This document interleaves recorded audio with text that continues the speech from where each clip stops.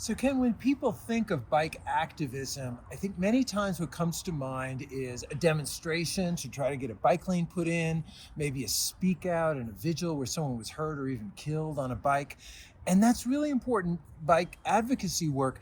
But what I love about Bike New York, and I learned this after you brought me in on the board, is how there's a whole different kind of advocacy, which I guess I just have to call bike self-help, of like just getting people out there and riding and unlocking the world of biking for them one person at a time. Like how are the different ways we work on that at Bike New York? Yeah, well, every time we get someone on a bike, they become an advocate for us, and we teach people to become ambassadors. So when we teach people how to ride safely, we want our students to really obey the rules, but not just obey the rules and be good cyclists, but tell other people that, hey, this is my city. You're going the wrong way. You're riding on the sidewalks. You better not mess it up for all of us because you're giving us a bad name. So we all need to come together and support the cause. Yeah. And, so bike education, I think, is such an important piece now. We have like a 60 to 80,000 person bike delivery workforce, right, here in New York City. And as the bike education leader, we've really been sort of scratching our heads and figuring out what is the best way that Bike New York can make a contribution in this area of trying to get everybody to operate in a way, even if they have commercial incentives and they're trying to deliver food, they're trying to make a living, they have an incentive to cut corners.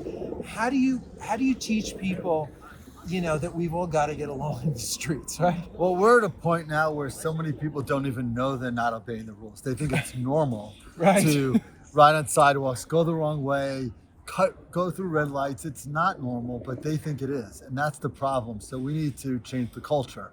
It's not easy, but as you know, there's been zero enforcement. Well, some people say that like that's the answer. We have to go from 0 to 100 on enforcement. And I wonder about that because, first of all, there aren't enough cops to Right. even do that much enforcement. But even if there were, is that really how we want to do it? Well, I always go back to Mayor Koch. There was a pooper scoop a long time ago, and everyone thought it was the most ridiculous thing. And cops can't enforce it because people were like stepping in crap all the time. And what happened was people were self-policing and they're saying, pick up after your dog, you pig. You can't do this. It's my city. Clean up. And then it became unthinkable not to clean up after your dog. I think it's the same thing with cyclists.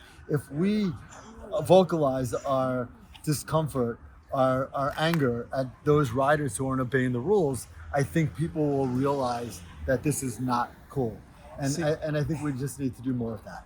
That's amazing because public remonstrance, I've always felt like that's, as New Yorkers, and just look at like local culture, public remonstrance is the way New Yorkers deal with each other.